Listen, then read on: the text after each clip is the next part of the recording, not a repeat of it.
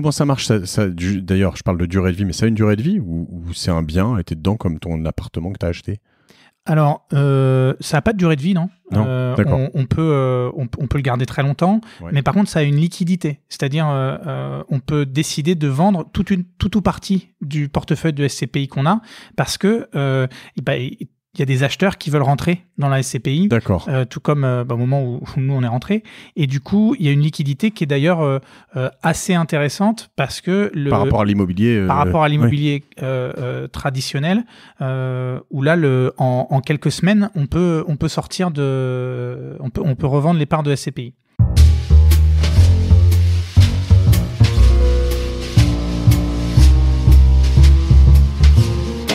Salut, je suis Mathieu Stéphanie et je vous présente La Martingale, un podcast qui vise à explorer le monde de la finance personnelle pour comprendre comment gagner à tous les coups, qu'on ait 200 € par mois à investir ou 5 millions sur son compte en banque. On va pas se mentir, c'est un peu ambitieux, mais les faits sont là. Jusqu'à maintenant, j'ai pas pris le temps de m'intéresser à tous ces sujets et il est temps que ça change. Alors abonnez-vous, des éclairages gratuits, ça commence par là.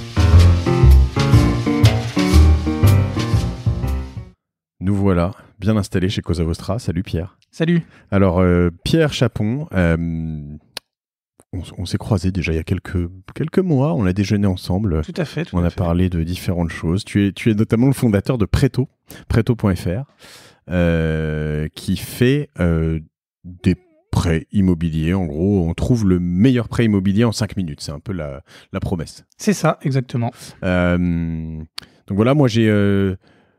comme beaucoup de Français, une sorte de passion pour l'immobilier, donc Preto évidemment, ça me parle dans l'idée, même plus que dans l'idée, dans les faits. Tout ça marche bien, c'est vrai que c'est très réactif. Et aujourd'hui, en fait, on est là pour parler d'un immobilier un peu spécifique, c'est l'immobilier papier. Alors rien à voir avec cette... Excuse-moi, je fais des blagues de merde, donc il faut que tu sois habitué si tu n'écoutes pas tout ça, mais avec cette chanson qui me revient, que je pourrais chanter à Les escaliers sont en papier, tu vois, le bout du nez qu'il a perdu, tout ça, le facteur y est monté. L'immobilier papier, c'est pas du tout une maison en papier, c'est en gros SCPI, c'est ça, c'est ce dont on va parler aujourd'hui. Ouais, c'est même en général des gros immeubles. Donc Ouais, c'est ça, c'est même plus gros que le petit appartement que tu peux acheter. Et voilà, alors en préparant tout ça, il se trouve que, bravo, parce que je te le disais, vous êtes bien référencé, puisque j'ai cherché SCPI, je cherchais un peu des infos autour de tout ça, et puis je suis très vite tombé sur Preto. Il y a un très bel article, on mettra le lien que vous avez écrit autour de ça. Et alors, il ne faut pas confondre, comme je le faisais avant, je ne faisais pas complètement la différence. On parle souvent de SCPI et FCPI, des acronymes similaires à une lettre près, le F, mais en revanche... ils n'ont rien à voir ni dans le C ni dans le P. Ah si, le P, placement, est le même. Mais voilà, donc la SCPI qui nous intéresse aujourd'hui, c'est la Société Civile de Placement Immobilier.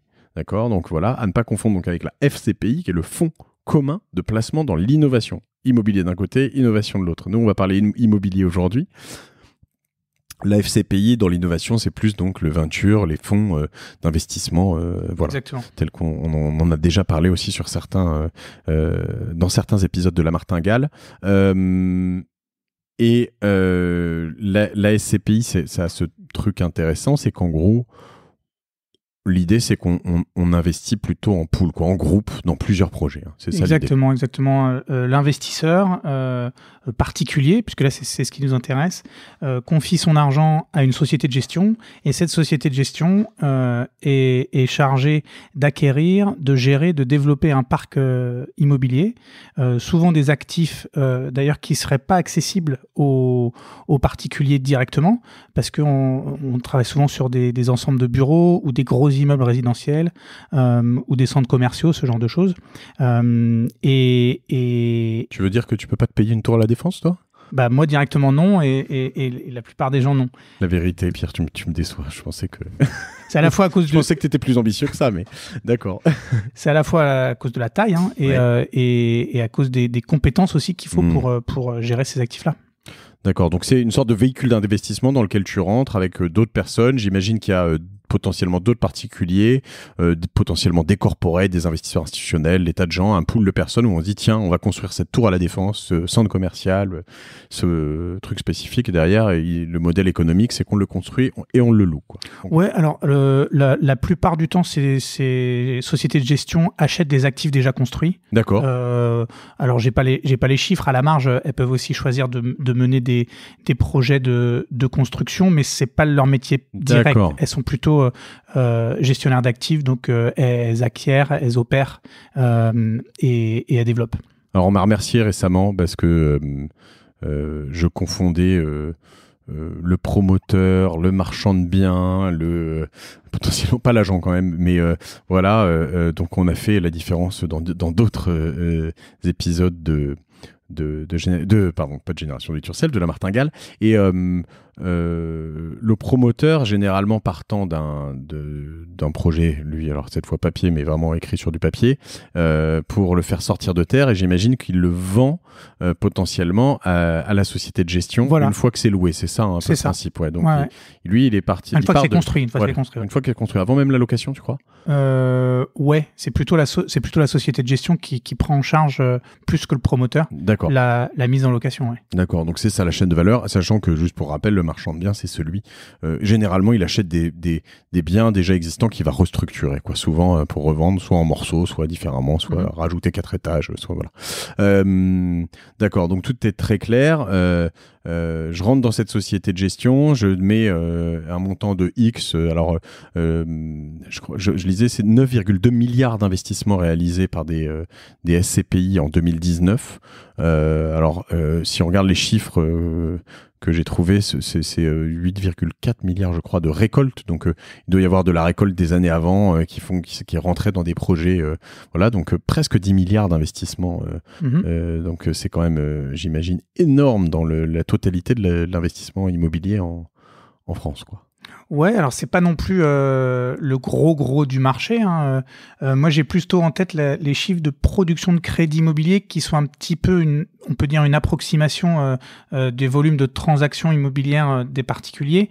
Et là, ça tourne en fonction des années entre 200 et 300 milliards. Donc 10 milliards, c'est significatif, sans être prépondérant dans le marché quand même. Hein. Ouais, c'est même pas 10%, quoi. Ouais, exactement. Alors le principe, hein, quand même, si j'y reviens en tant qu'individuel, peut-être que je peux y aller en tant que corpo, d'ailleurs j'imagine, mais c'est dire, en gros, je vais investir dans l'immobilier. Quand je fais j'ai reçu Bivouac, super épisode pour ceux qui l'ont pas écouté, ou des tas de projets, je me débrouiller tout seul, même je vais sur PAP, j'achète mon truc à Paris, ce qui est pas forcément intéressant en termes de rendement, à Bordeaux, à Nantes, ou peu importe où je veux. J'achète, je paye mes frais de notaire, je refais le bien, je loue, je trouve mes locataires, je loue, je change mes locataires, je refais le parquet parce qu'ils sont pas contents, il y a une fuite dans la salle de bain, c'est relou, il faut se faire une réunion de copro tous les ans, il y a le toit à refaire, bref, tu m'as compris. Relou, potentiellement, surtout si tu veux en faire 2, 3, 4, enfin voilà, à un moment, en fait, ça devient quasiment un métier, en fait. Si t'as 4, 5, 6, 8 apparts, c'est un truc qui te prend vraiment du temps. Et là, en fait, tu vas contourner un peu tout ça en disant, bah, moi, je vais investir dans plein d'endroits, avec plein d'autres personnes, dans cette société de gestion, pour potentiellement limiter les risques, mais aussi limiter les emmerdes, quoi. Exactement.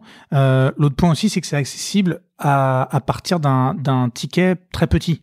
On peut mettre 500 euros, 1000 euros dans une SCPI, alors que le ticket minimum pour un premier investissement, ça doit être le parking, si on prend le... 20 000, c'est déjà ce genre-là, voilà. Ouais. Mais de l'appartement, on peut pas investir à des tickets plus petits. Mais oui, tu as bien résumé. C'est d'un côté de l'investissement dans des projets concrets sur lesquels j'ai la main, avec toutes les emmerdes, comme tu as dit, qui vont avec.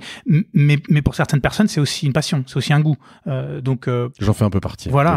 Il y en a que ça intéresse en fait de dénicher le truc, de se projeter, de restructurer. C'est aussi là que ces gens-là créent de la valeur. Ils ont des idées que d'autres n'ont pas.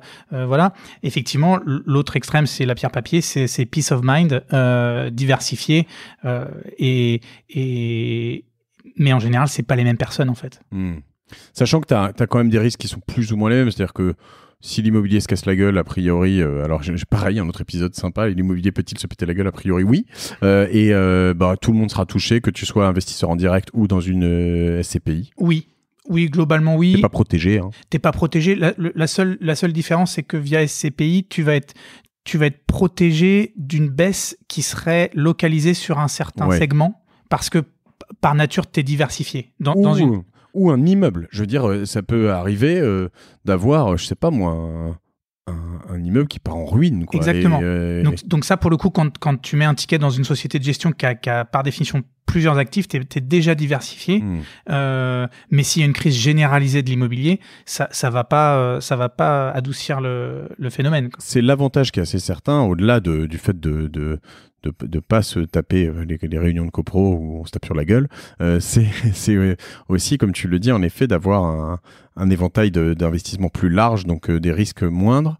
Et le côté obscur de ce truc-là, c'est que tu, finalement, ne peux pas faire de gros coups immobiliers, entre guillemets. C'est-à-dire que moi, je suis toujours Guy les bons tuyaux, tu vois, je vais chercher, j'ai toujours mes alertes à droite, à gauche, que ce soit pour acheter une voiture, pour acheter un truc, je suis toujours en train de me dire, bon, puis à un moment, je vois un truc, boum, je saute dessus, tu vois. En effet, SCPI, tu vas pas tomber sur, voilà. Ah ouais, il n'y a pas la SCPI off-market parce que tu connais l'agent IMO qui t'a filé le tuyau avant de le mettre sur SoLoger. Le gardien de tel endroit. Ça n'existe pas, c'est un marché, quoi, du coup.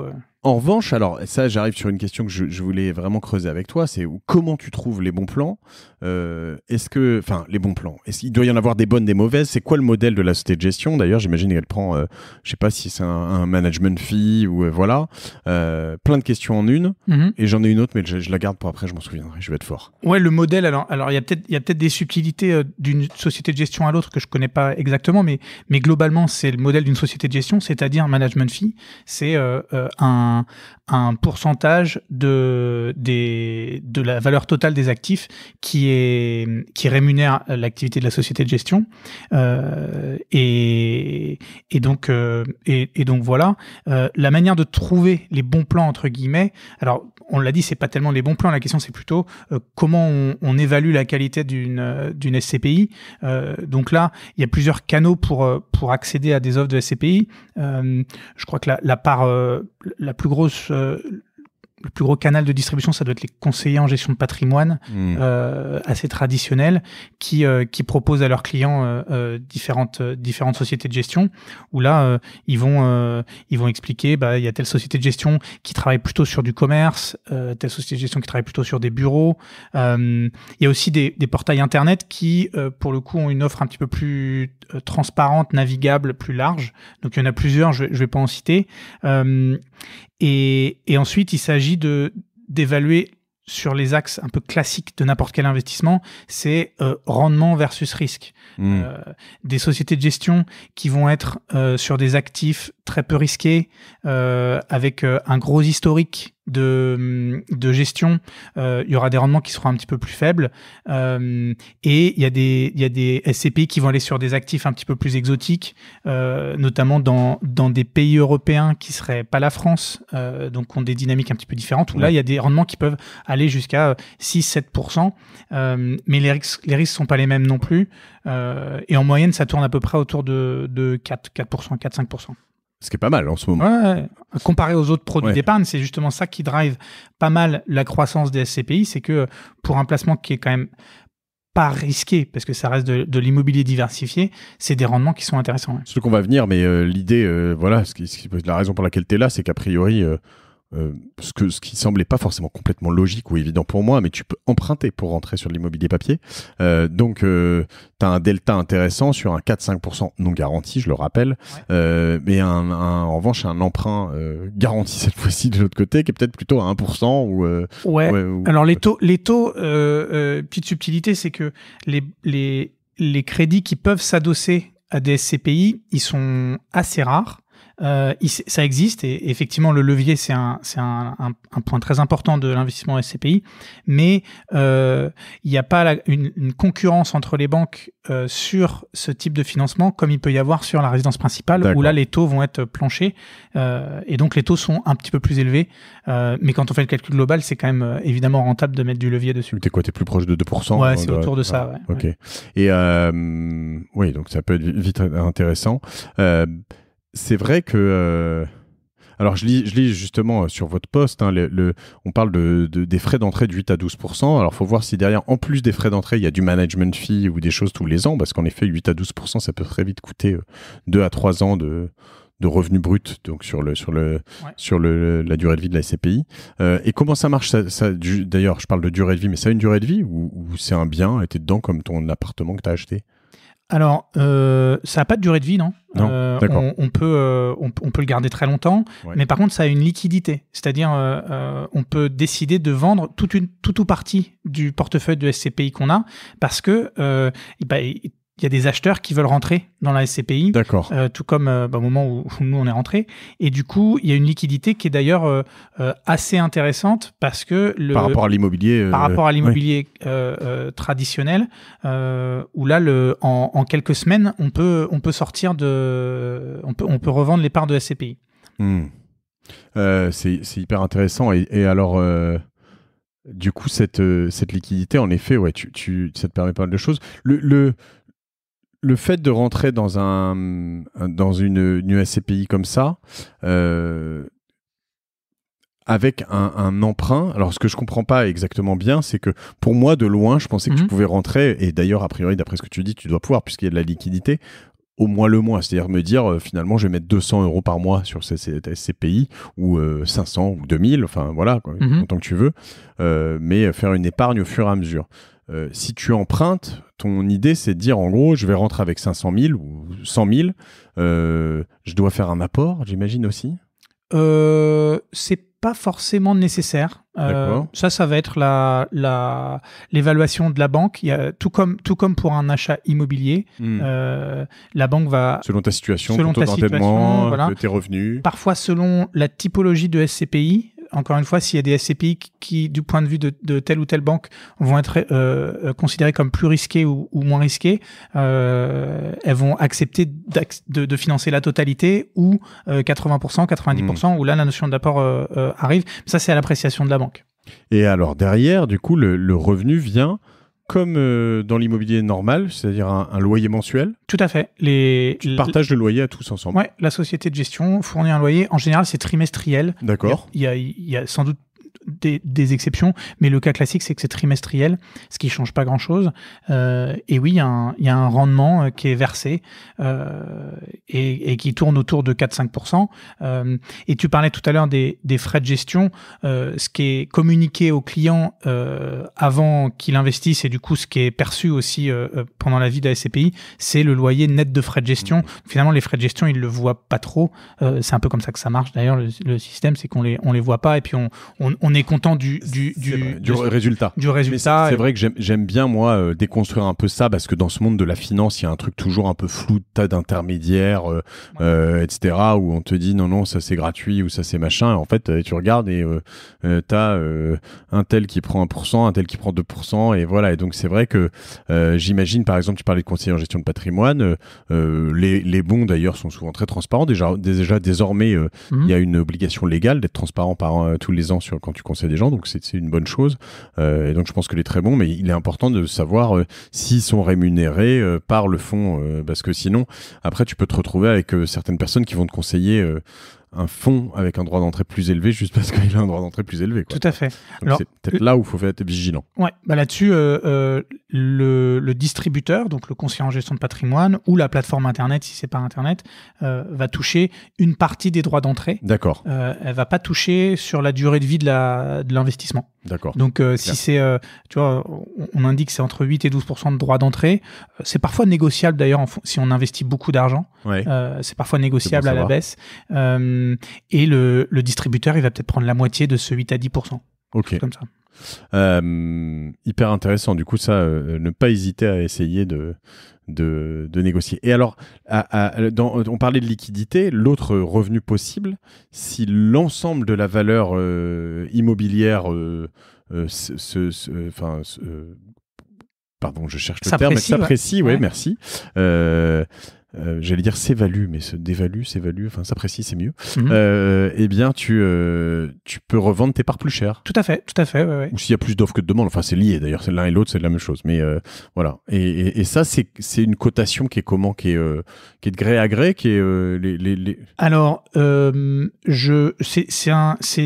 une activité qui est assez régulée, ouais. Et donc je pense que c'est à la fois, c'est pas qu'une histoire d'offre et de demande sur les parts de SCPI, parce que sinon, parce que l'acheteur n'a pas forcément toute la transparence sur la nature de tous les actifs derrière.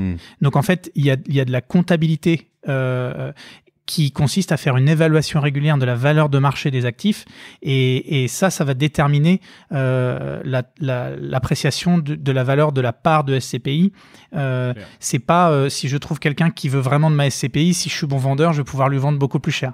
Mais par contre, si la société de gestion a fait un bon travail d'investir sur des actifs qui s'apprécient de manière réelle sur le marché, alors là, il y a possibilité de faire une plus-value, effectivement.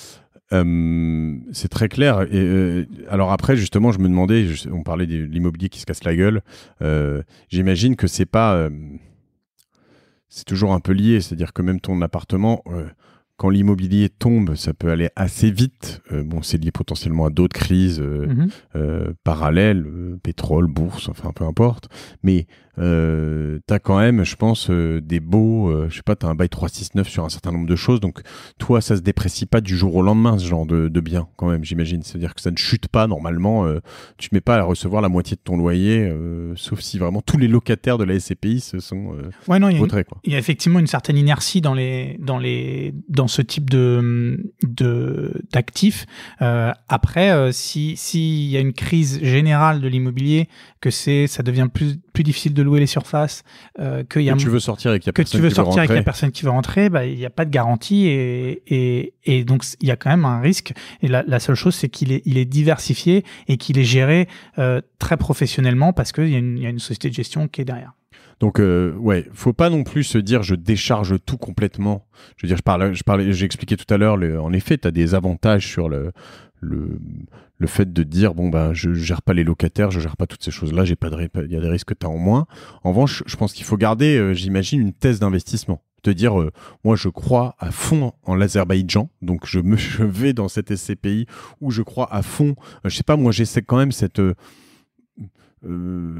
je vois les États-Unis d'Amérique, comme on dit, et je me dis, vu l'état des centres commerciaux là-bas et la difficulté, je sais pas si naturellement comme ça, j'irais me coller dans une SCPI tout de suite qui est full immobilier, tu vois, sans donner de conseils d'ailleurs, hein, c'est pas mon rôle ici, mais mon intuition personnelle sur mes investissements, je me dirais pas, tiens, je vais aller acheter à fond des boîtes qui sont que dans les centres commerciaux, parce que je me dis, je pense que là-dessus, il va y avoir un repli possible sur le digital, des changements de consommation, etc. Donc, il faut quand même avoir ses intuitions sur tel pays, telle ville, telle typologie, etc. Il faut se renseigner, c'est un peu l'idée. Oui, il faut se renseigner, ou faut s'en remettre au conseiller qui est là pour nous proposer différentes SCPI. Le rôle d'un intermédiaire en gestion de patrimoine, c'est d'explorer un peu les besoins, ouais. L'appétence au risque de la personne qui aurait pas forcément la vision sur je pense qu'il faut aller dans tel pays. Il y a beaucoup de gens qui investissent dans les SCPI qui font pas cette démarche comment dire, très consciente de je veux des biens en Allemagne ou pas. C'est possible, mais c'est des produits d'investissement qui sont construits pour convenir à des gens qui n'auraient pas de thèse aussi. Ouais, ok. Et t'en as qui sont, alors j'imagine, je sais pas, faudrait que du coup qu'on explore, je sais pas où on peut explorer au-delà de ces personnes qui peuvent te conseiller, mais peut-être les grandes capitales européennes ou enfin quelque chose qui est plus dans des grosses villes ou j'imagine, il y en a certains qui ont leur thèse quand même. Oui, il y en a certains qui ont leur thèse et globalement, je sais pas si c'est complètement strict, mais le marché des SCPI en France, c'est en écrasante majorité des actifs en Union européenne et le poids de la France est très très important parce que je ne sais pas s'il y a des contraintes légales, mais d'un point de vue client aussi, même si ça serait un bon plan, par exemple, d'aller sur, je sais pas moi, des centres commerciaux américains, c'est pas sûr que ça serait facile à vendre pour l'épargnant français. Et donc, de fait, c'est assez conventionnel quand même l'offre qui existe dans les SCPI. Ok. Sachant qu'il y a plein de manières après là-dessus de choix dans la vie, d'y rentrer, on le disait aussi. Donc, le comptant, ce qui me semblait moi le plus efficace, enfin le plus évident, pardon. Donc, je rentre et puis voilà, pour mon premier investissement, je rentre là-dessus, je me dis, je vais mettre 5 000 € et puis après, je vais mettre un peu plus. On a parlé rapidement du crédit bancaire et on va y revenir. L'assurance vie, donc j'imagine que là-dessus, tu as d'autres garanties ou des fiscs peut-être. C'est ça. On peut souscrire des parts de SCPI au sein d'un contrat d'assurance vie, avec quelques particularités. On ne peut pas du coup adosser de crédit bancaire quand il y a une souscription au sein d'un contrat d'assurance vie. Par contre, derrière, les frais d'entrée sont souvent plus faibles au sein d'un contrat d'assurance vie, et la fiscalité qui s'applique, c'est la fiscalité du contrat d'assurance vie, qui est très avantageuse quand on dépasse une durée de détention de 8 ans, là où c'est la fiscalité immobilière qui s'applique aux souscriptions en direct. D'accord. Très clair, hyper intéressant, et tout ça aussi bien expliqué sur ce poste que je vais détailler. On doit pouvoir creuser aussi. La SCPI en démembrement, que vous expliquez un peu, donc qui est peut-être plus complexe à expliquer, mais l'idée c'est de pas payer le prix total. Alors, il y a toute une partie en usufruit, nu propriétaire. Je sais pas c'est les mêmes mécanismes qui existent dans l'immobilier classique, mais c'est quand même assez spécifique. Le gros du marché, ça reste le direct avec crédit bancaire et au sein des contrats d'assurance vie. Ok. Donc, le crédit bancaire, quand tu veux rentrer là-dessus, tu dis toutes les banques le font pas. C'est exotique. Moi, je te disais, j'ai un de mes copains, en effet, qui m'a dit arrête de t'emmerder à acheter des trucs comme ça ou de faire des investissements, etc. Achète de l'immobilier papier. Donc, c'est vrai que c'était un peu la base de cet épisode, de me dire tiens, ok, mais je lui dis oui, mais tu peux pas leverager. Il me dit bah bien sûr que si. Moi, j'ai emprunté 1 million et puis je fais de la SCPI et puis bah, en effet, alors il a des loyers, etc., etc. Et en effet, sur ce delta, bah, si t'es à 2% de rendement par an, ton spread entre ce que tu payes à la banque et ce que tu récoltes derrière, sur 1 million, c'est pas con de faire 20 000 € par an, quoi. Tout à fait. La particularité du marché, c'est que les banques elles-mêmes distribuent leur propre SCPI. Au sein des groupes bancaires, il y a des filiales de gestion immobilière. Donc, le groupe BNP, par exemple, a des SCPI.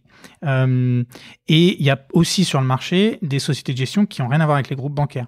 Ce qui se passe du coup quand on va chercher un crédit pour une SCPI, les banques qui distribuent elles-mêmes leur SCPI vont privilégier l'octroi de crédit pour SCPI là où elles ont aussi créé de la valeur sur la vente de la SCPI et la gestion. À tous les tableaux, tu dis à ton client finalement celle-là on la connaît, donc on est plus à l'aise.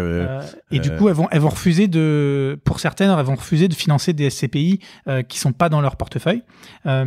Et donc là on peut se tourner vers des banques plus spécialisées qui elles sont assez agnostiques de la nature de la SCPI, mais là les taux vont être potentiellement moins avantageux. Et du coup, il s'agit de bien comparer. À la fois, le conseil, ça peut être consulter sa banque qui peut avoir une offre de SCPI. Il faut bien regarder les frais d'entrée, les performances passées, ce genre de choses. Où là, le crédit va être sans doute plus facile à négocier. Donc, on peut faire le bilan de cette offre globale avec crédit et SCPI. Et par ailleurs, soit via une plateforme, soit via un intermédiaire plus traditionnel, aussi prendre quelques offres de SCPI indépendantes de groupes bancaires. Et là, en général, l'intermédiaire va aussi pouvoir proposer le crédit qui va avec, qui sera sans doute un peu moins compétitif en termes de taux. Et c'est le bilan global qu'il faut comparer, quoi. Ça, c'est entre autres ce que vous pouvez proposer, vous, chez Preto. Avec donc un modèle, moi j'aime bien déconstruire les modèles, hein, où vous rémunérez où ? Nous, dans notre modèle, quand on distribue un crédit, on se rémunère auprès du prêteur, donc de la banque, qui distribue le crédit, à qui on apporte un client, et on perçoit une commission. D'accord, voilà. Qui est transparente généralement, j'imagine. C'est autour de 1% du montant du crédit. D'accord. Il y a des plafonds, il y a des règles, donc ça varie entre 0,5 et 1% en gros. D'accord. Très bien, et ben écoute, c'est assez clair. Je note quand même, hein, qu'à chaque fois que je viens sur votre site, j'hallucine sur le score hallucinant que vous avez sur Google et Trustpilot, etc., que vous mettez bien en avant du coup, mais c'est important, j'imagine, dans la finance. Donc voilà, je pense qu'il y a des choses à creuser là-dessus. Écoute, j'imagine qu'en fait, dans un portefeuille, avoir de l'immobilier pierre, de l'immobilier papier, des actions, enfin, plus j'avance, plus je me dis, il faudrait qu'à chaque semaine, je m'engage dans un truc. Et peut-être qu'en effet, au fur et à mesure, tu te dis être accompagné avec quelqu'un qui te le fait, finalement, dans tout ça, c'est peut-être pas idiot. Et là-dessus, vous, justement, tu peux intégrer tu parles de conseiller en gestion de patrimoine, tu peux intégrer leur travail dans Preto, justement. Alors, c'est une bonne idée, parce qu'on a une visibilité, on a une audience et on a une visibilité sur les besoins financiers des gens. Après, nous, on a fait le choix jusque-là d'être très, très focalisé sur notre métier qui est celui du crédit immobilier. Donc, pour l'instant, on fait pas ça. Mais à l'avenir, on pourra se poser la question. Mais pour l'instant, on est très, très focalisé. Oui, sachant que l'autre chose que vous proposez, vous, c'est la rapidité. Ce qui est juste ça hallucinant. C'est-à-dire que en 5 minutes, j'ai une orientation et en quelques jours, j'ai une réponse, quoi. Très rapidement, on est pris en charge. Donc, soit par notre simulateur qui, en quelques minutes, donne une idée très robuste de la faisabilité et des prix qui sont accessibles sur le marché au niveau des taux. Et on peut se faire rappeler immédiatement ou on peut prendre un rendez-vous avec un de nos experts. Ensuite, la concrétisation, l'obtention d'une offre de crédit, ça peut mettre plus de temps. Ça dépend de la complexité du projet et des délais des banques. Mais ce qui est important dans notre marché, c'est que le client soit pris en charge très vite. Quand il est pris en charge, après, ça peut s'étaler un petit peu. Parce que justement, moi, ce qui m'intéresse aussi dans pas mal de plateformes qu'on a reçues, ou que j'ai reçues ici sur la Martingale, c'est que certains, tu signes, tu mets ta carte bancaire, boum, c'est parti. Là, quand même, il y a derrière un process sur lequel tu vas signer un emprunt traditionnel chez un partenaire en physique, dans un bureau avec ton petit stylo. C'est pas tout CGU en ligne, etc. Alors en physique ou pas, parce qu'on travaille avec des banques en ligne. Okay. Mais effectivement, oui, la souscription d'un crédit, elle se fait entre l'emprunteur et la banque, et c'est pas ça qui se passe en quelques minutes sur Preto, quoi. Ok. Eh ben top. Donc voilà, on retient la SCPI, c'est différent de la FCPI, l'une qui est dans l'immobilier, l'autre qui est dans l'innovation. On regarde chaque fonds, notamment ceux qui font leur thèse d'investissement, où est-ce qu'ils investissent, etc. Si ça correspond à ce que vous voulez faire, on peut se faire conseiller par des conseillers en gestion de patrimoine, des banques privées, etc. Potentiellement, en fait, il y a quand même un vrai intérêt en ce moment à emprunter parce que les taux sont bas, comme d'habitude. Ce qu'on peut pas forcément faire pour, je sais pas moi, tu peux, hein, y a certains prestataires qui le font, mais pour des actions ou pour des choses comme ça, en tout cas, c'est pas si simple. Donc, on a un effet de levier potentiellement important parce que tu peux arriver avec limite 0 de cash upfront et puis 100 000 euros selon ta situation. Voilà. Est-ce que tu peux... Bah oui, du coup, normalement, tu dois pouvoir être au moins sur un certain montant net positif, c'est-à-dire ne pas sortir d'argent de ton compte.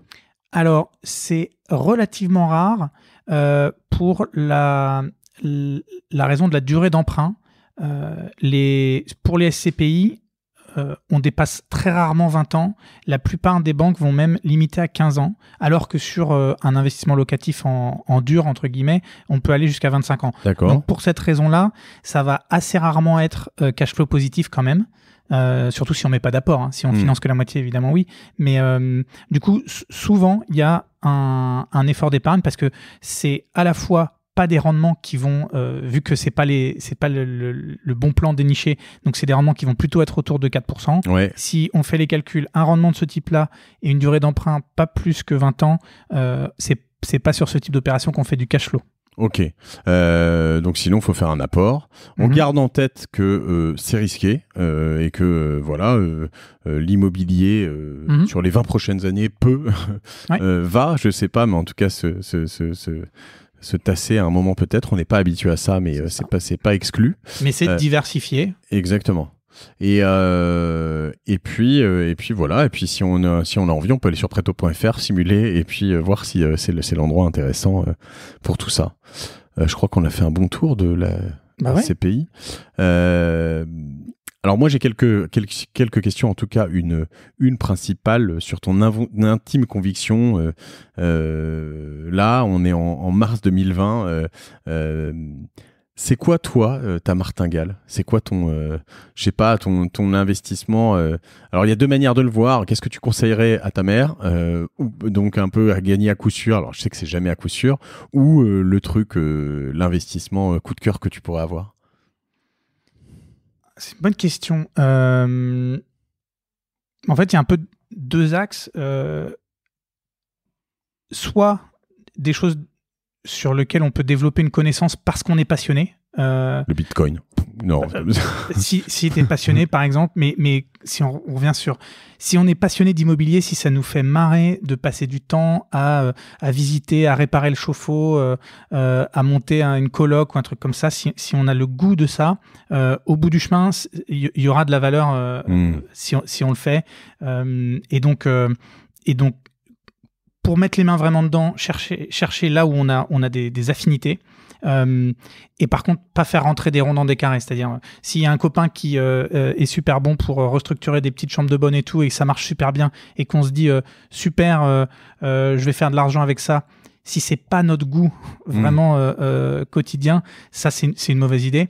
Et donc l'autre approche, c'est faut juste diversifier, quoi. Ouais, pas mettre tous tes œufs dans le même panier, comme dit l'adage.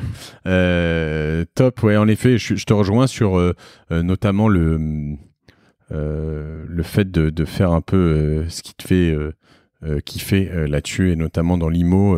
Et pour aller même plus loin, moi j'aime bien me projeter dans un endroit où je me dis je pourrais vivre ici, dans le sens...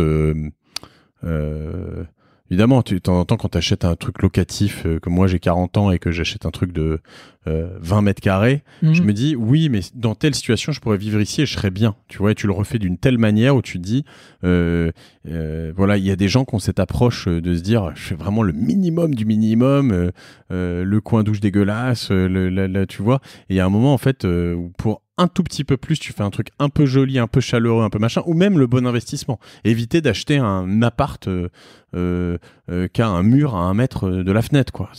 Tu vois, un truc où tu te dis, jamais je pourrais vivre ici, je préférerais avoir 5 mètres carrés de moins, mais payer plus cher que... C'est ta manière à toi de te dire, je trouverai toujours à le louer, quoi. Ouais. Et du coup, ça te rassure, ça te donne confiance dans l'investissement. Ouais. Parce que voilà, ça reste quand même au final un endroit où quelqu'un vit, quoi. Donc il y a une valeur au-delà, c'est pas qu'un produit financier entre guillemets roi, quoi.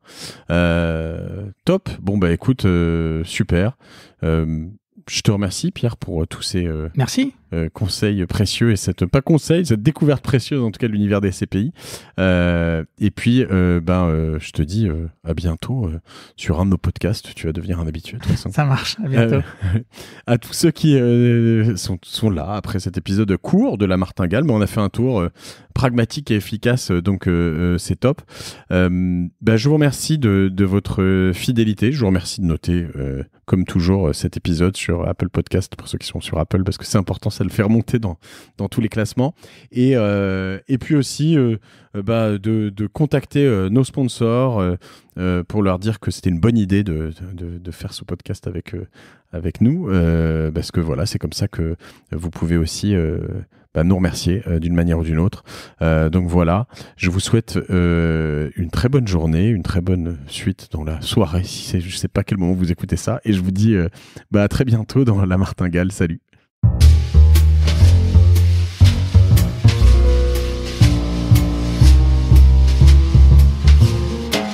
Merci d'avoir écouté la martingale jusqu'au bout. Si cet épisode vous a plu, n'oubliez pas de le partager autour de vous, de vous abonner à la newsletter sur lamartingale.io, et si vous trouvez 5 petites minutes, de mettre une note 5 étoiles ainsi qu'un commentaire sur Apple Podcast. Ça nous aide beaucoup pour remonter dans les classements. La Martingale est produite par Cosa Vostra, une agence de conseil tech et créative qui accompagne ses clients dans leur stratégie digitale pour qu'ils gagnent en visibilité, en singularité et en efficacité. Je remercie toutes les équipes pour la production. Je vous retrouve dans 15 jours. Je suis Mathieu Stéphanie et je vous dis merci.